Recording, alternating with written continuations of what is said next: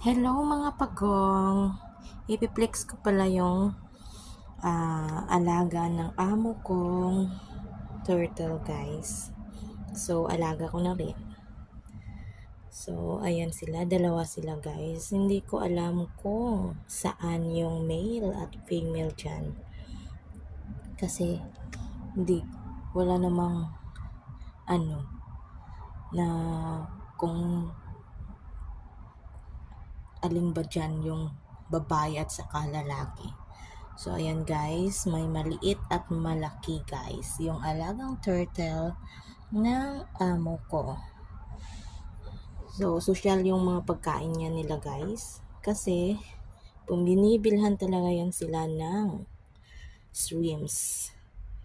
Yung frozen shrimps guys. At yun ang pinapakain sa kanila. Maliit pa yan sila guys nung